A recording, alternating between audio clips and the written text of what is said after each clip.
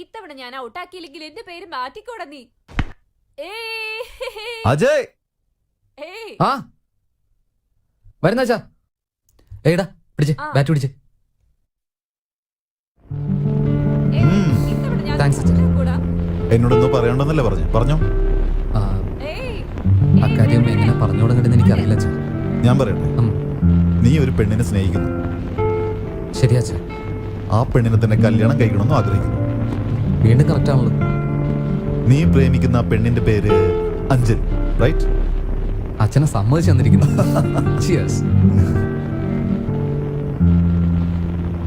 ഇത് നടക്കൂ?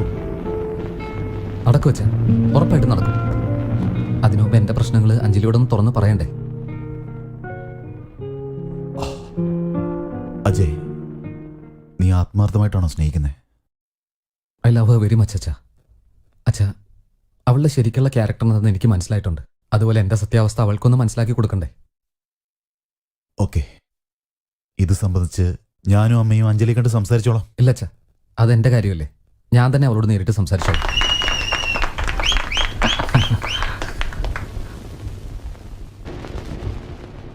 വരുന്നു അഞ്ജലിയില്ലേ? അഞ്ജലി അവള് മേളിലുണ്ട്. Thank U.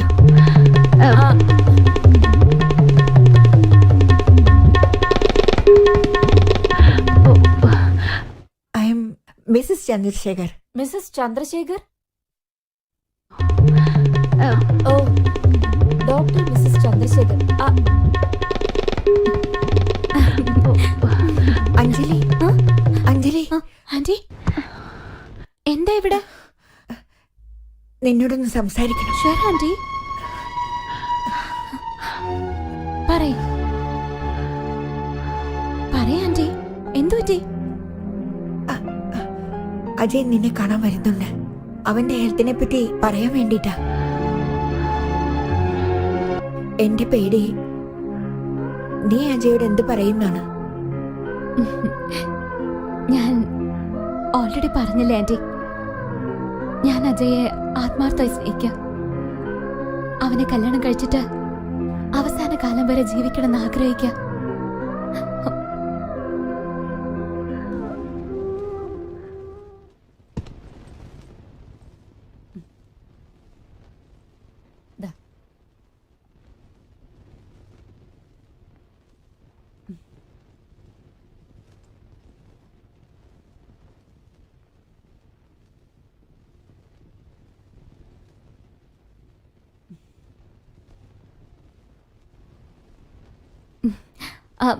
അമ്മ, ഞാൻ ട്രൈ കൊണ്ടുവന്നോളാം. വാ അമ്മേ.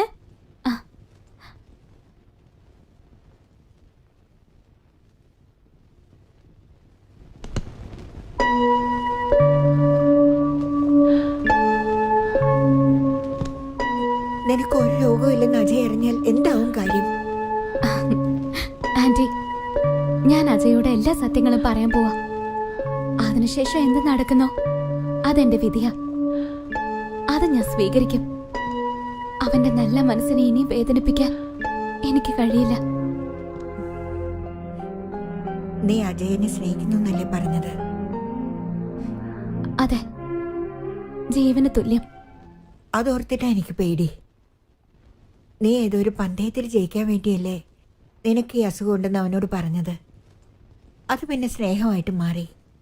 എന്നാൽ എൻ്റെ മോൻ്റെ ജീവിതത്തിൽ അവൻ്റെ ആദ്യ സ്നേഹവും ഇതാണ്, അവസാന സ്നേഹവും ഇതാണ്.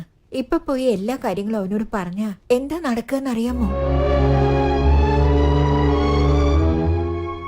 എനിക്കറിയാം ഇതിന് നിനക്ക് മറുപടി ഉണ്ടാവില്ല. ഇപ്പൊ നീ എന്താ ചെയ്യേണ്ടതെന്ന് വെച്ചാൽ, ഇപ്പൊ നീ പറഞ്ഞ നുണ ജീവിതകാലം മുഴുവൻ സത്യമായി തോന്നണം. ഇത് പറയാൻ നിന്റെ മനസാക്ഷി അനുവദിക്കുന്നില്ലെങ്കിൽ ആ മനസാക്ഷിയെ മൂടി വെക്കുന്നേ. എന്റെ മകൻ ഇനിയും കുറച്ചു നാൾ കൂടി ജീവനോടെ ഇരിക്കണമെന്ന് വിചാരിക്കുന്നെങ്കിൽ ഇപ്പൊ നീ പറയുന്ന നുണ തന്നെയായിരിക്കണം. ഓരോരോ നിമിഷവും ഓരോരോ ദിവസവും നിന്റെ ജീവിതമായിരിക്കേണ്ടത്.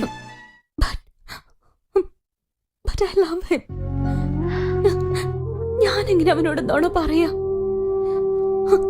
അജയനെ ഞാൻ ഒരുപാട് പ്രണയിക്കുന്നുണ്ട്. നോക്ക്, അവൻ നിന്നെ സ്നേഹിക്കുന്നു എന്നുള്ള കാര്യം നിനക്ക് അറിഞ്ഞൂടെ? ഓഫ് കോഴ്സ്, അജയ് എന്നെ പ്രണയിക്കുന്നുണ്ട്. എനിക്ക് ഉറപ്പായിട്ടും അറിയാം. അതാണ് പ്രശ്നം. ആ പ്രശ്നം എന്താന്ന് വെച്ചാ, നീ അസുഖക്കാരിയാണെന്ന് നീ തന്നെ ഒരു മുഖം മൂടി ഇട്ടിട്ടുണ്ടല്ലോ.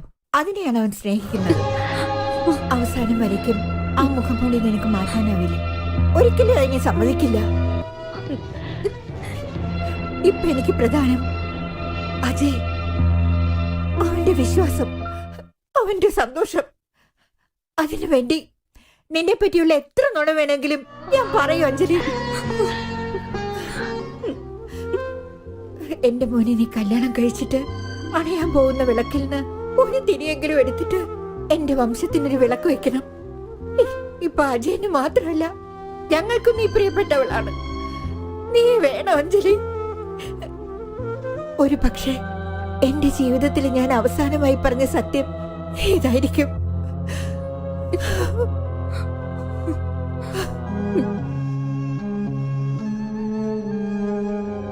നീ ഒരു അസുഖക്കാരിയാണെന്ന് മുഖംമൂടി നേരത്തെ ഇട്ടിരുന്നില്ലേ?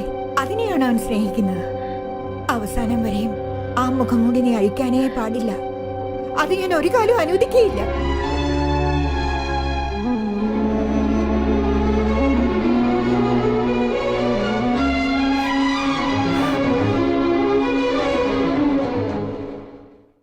ചെയ്യുന്നത് ശരിയോ തെറ്റോ എന്ന് എനിക്കറിയില്ല. നമ്മൾ ചെയ്യുന്നത് ശരി തന്നെയാണ്. പയ്യന്റെ വീട്ടുകാരാണ് പെണ്ണിന്റെ വീട്ടിൽ പോയി സംസാരിക്കേണ്ടത്. ഞാൻ അതിനെപ്പറ്റിയല്ല പറയുന്നത്. നമ്മുടെ മോന്റെ സന്തോഷത്തിനു വേണ്ടി ഒരു പാവ പെണ്ണിന്റെ ജീവിതം വെച്ച് കളിക്കുന്നത് ശരിയാണോ? എന്താ ഈ പറയുന്നേ? അജയനെ ജീവനെ പോലെ സ്നേഹിക്കുന്നുവെന്ന് ആ പെണ്ണ് തന്നെ എന്നോട് പറഞ്ഞേ. അവന് വേണ്ടി അവൾ എന്ത് വേണമെങ്കിലും ചെയ്യുമെന്നേ. അവള് ചെറിയ കുട്ടിയാ. നമ്മൾ മുതിർന്നവരെ പോലെ പെരുമാറണ്ടേ? അതുകൊണ്ടാ പറയുന്നേ, ഈ കല്യാണത്തെ നമ്മൾ മുന്നിൽ നിന്ന് നടത്തണമെന്ന്.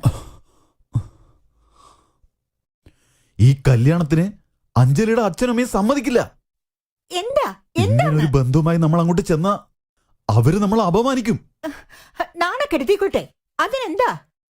അന്ന് ഒരു ദിവസത്തെ കാര്യമല്ലേ, അജയ്ക്ക് വേണ്ടി നമ്മൾ അതെങ്കിലും ചെയ്യണ്ടേ? അജയ്ക്ക് വേണ്ടി ഞാൻ എന്ത് ചെയ്യാനും തയ്യാറാ. പക്ഷെ അഞ്ജലി പാവം. പ്ലീസ് പ്ലീസ് വന്നാട്ടെ, പറയാം. ഇരിക്കൂടെ?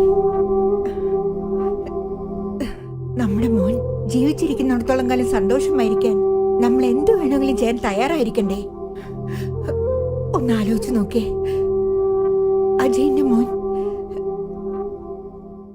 നമ്മുടെ പേരക്കുട്ടിയല്ലേ?